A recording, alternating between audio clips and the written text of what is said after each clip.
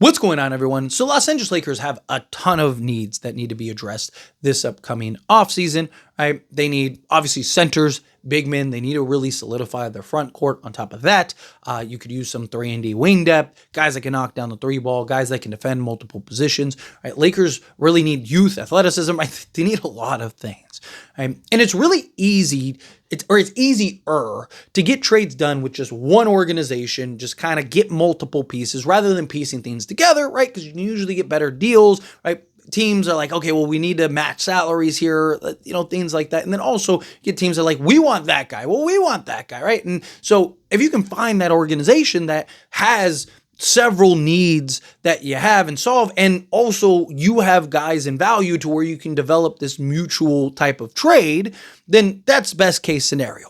And one of those teams that I believe is that best case scenario that has things that we need, we have some things that they need, is the Orlando Magic, right? Orlando is a young team that made some real strides this year, but have an abundance of front court players and perimeter depth and, several guys that could make some sense for the Lakers. Now, I don't think you're going to get any like Franz or anything like that, but that's fine. You don't necessarily need those guys. Lakers need depth. They need bench help. They need perimeter wings. They need shooting. They need everything, right? So you look at the list, like, would a Jonathan Isaac, would they maybe look to move a Jonathan Isaac? Kentavious Caldwell-Pope makes some sense, right? I know he had a really bad year with them, but he, has best years with the Lakers, right? And now he'd be playing alongside Luka and LeBron. Imagine what he could do, right? Jalen Suggs, I think, is like the ideal scenario slotted alongside Luka. Talking about a big, versatile, sizable guard that can come in, but he's one of the best guard defenders in all of basketball, right? Can you maybe get something like a Jalen Suggs? You have guys like Gary Harris, right? Mo Wagner. You have Tristan da Silva. You have, you have several guys that, could really make an impact on this team that could be very beneficial and helpful to the Lakers. Right? And so if the Lakers can kind of find that move, find that deal with Orlando, right? Orlando, they could use a guy like a Rui Hachimura. They need shooting, right? Rui Hachimura is an excellent shooter, but he's also got the size and physicality that they need along a Paolo Banchero or whatever, right? So you can maybe trade some of their wings and, hey, here's a guy that can play the 3 or the 4 for you, right? Austin Reeves. Austin Reeves is like exactly what that team needs.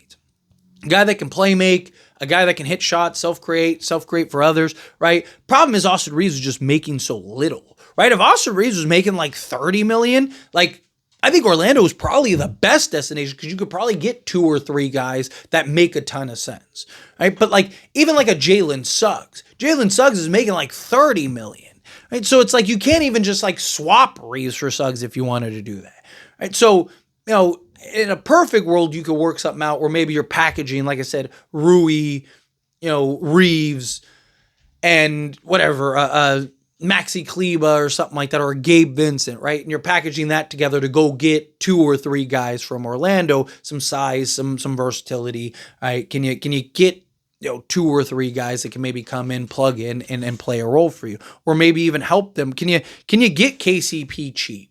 Right? Because he had a bad year and you'd be like, hey, we'll get you out of the KCP business, right? We got multiple guys that are on expiring contracts. Like that could be something that really is beneficial to a team like the Orlando Magic, right? Lakers need to, I talked about a team like the Brooklyn Nets, right? Like Lakers need to find those teams that have multiple guys that may be willing to work with us, right? That aren't just looking to fleece us at every opportunity that they get, that we also have some needs, right? That mutual beneficial trade. Hey, we have 2, 3, 4 guys that make some sense from you, whether it is actual player production or just helping you get off of guys. Like I said, KCP, would you like to get out of the KCP business, right? Boom, here you go. We can help you with that with some expiring contracts that can actually play a role in play this year for you, right? Hey, can you, like those are the kind of things that could really be beneficial for a team like Orlando, where it's like, okay, they have players that we need. They have expiring contracts. They can help us with flexibility, right? We have an abundance of front court help and depth and whatnot. So maybe we can look to move some of these guys. Wendell Carter Jr. would be great to have. right? Guy that could slot in at the 5, slot in at the 4, could be your starter, could be your backup, could be whatever, right? Like I said, Jonathan Isaac, a sizable, versatile forward that could play the 4, play the 5, defend multiple positions, rebound the basketball, do multiple things. KCP, Jalen Suggs, right? Like they have multiple guys that could really help, right? So if you can find that middle ground, obviously cost is very important, right? What would it cost to get some of these guys, right? If Orlando's like, we want a first for everybody, it's like, no, like, but like if it's something where it's like, hey, we really value Austin Reaves high. Well, okay, well, what's Austin Reaves' value, right? Like, hey, we would give you these 3 guys if Reaves was making $40 million, but he's not. So maybe we'll tell you what, we'll trade you Reaves if you're willing to give us, Isaac and, Suggs, give us Isaac, Suggs, and like KCP, and then, but you got to take all this other salary. Yeah, it's expiring contracts, but at least you'll have Reaves, right? So now you're able to get 2-3 guys. Now you got that point of attack guard. You got another, 3-and-D wing. You got a versatile big man that can play the 5, play the 4, right? Something like that. Again, I'm just kind of spitballing here on the fly, but I look like those are the kind of teams that the Lakers need to look at. Right? Teams like the Brooklyn Nets that have a Nick Claxton as well as a Cam Johnson. Boom, those two together, what do we need to do? You guys, they don't necessarily want our players in particular, but you know what they do want badly? Expiring contracts, right? So there's value, there's a mutual beneficial trade there where it's like, hey, Nick Claxton has $75 million due over the next, 3 years. Cam Johnson has $40 million or $43 million due over the next 2, right? So you're talking $120 million that you're going to have to ship out the next 3 years, 3 years. Wouldn't you like to get out of that? Well, guess what we can do? We can help you get out of that. Now you get a center and a 3-and-D wing.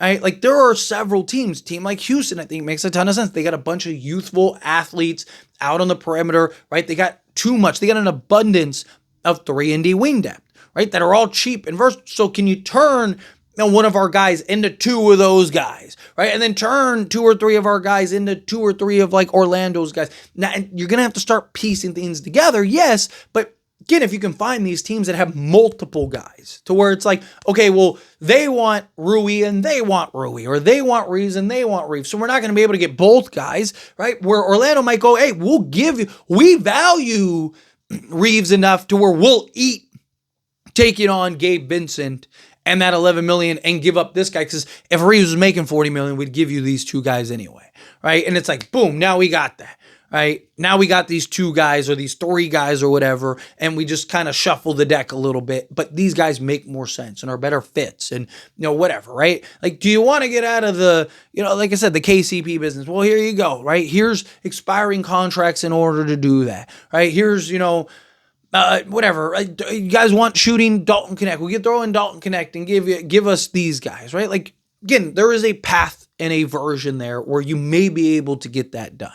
Because you look at Orlando, they have like 5, 6, 7 big men, right? They have like several guys that are slotted in that can make some sense, right? Goga, right, is another guy, right? They literally have more big men than they know what to do with.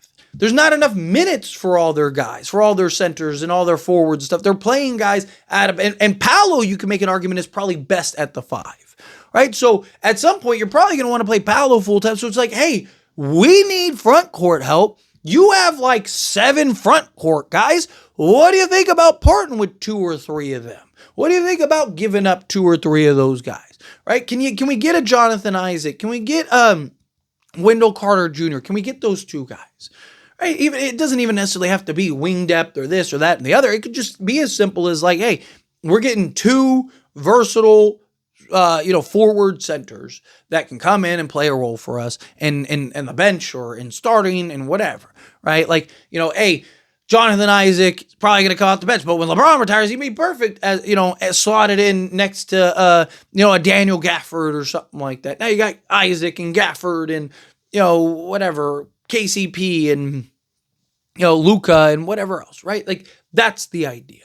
So Orlando's a team that I look at and go like that they're ideal for what the Lakers need, the type of business that the Lakers need to get into, type of players, because it's not just about making trade. Like, you don't want to make a trade just to make a trade, right? Like, Lakers have clear cut, decisive needs. They have things that you look at and go, you got to get this. You got to get this resolved. You got to get these positions resolved. You need athleticism. You need two-way guys. You need guys that can shoot. You need interior size and presence and stuff like that. Even if you're going to run small ball, it'd be nice to have guys that are actual athletes rather than Rui that, like, can't jump more than over a quarter, right? Like, you need guys that can help. It'd be great, like Jonathan Isaac, who's like 6'10" and can jump through the roof, right? Like, he can help rebound better, right? Like, it's just whether you go small ball or you go big or whatever, right? So Orlando has the pieces. Orlando has the things necessary. Is there a path? Is there a way that you can work out a deal in order to pull that off? But anyway, as always, this is a discussion. I pass a question on to you. Let me know your thoughts and opinions down in the comments below. What do you think? How do you feel? What are your thoughts? Do you agree with me? Disagree with me? Do you think Orlando is a destination? Do you look at Orlando and go, yes, that's a team that Lakers need to get on the phone with and have some conversations with? Do you think no? However you feel, either way, love to hear it down in the comments. That being said, if you haven't liked this video, hit that like button. Helps me enjoy these types of videos, and I truly appreciate it. Not subscribe channel, hit that subscribe button. Turn on the bell notifications. Appreciate y'all. See you in the next one. Thank you.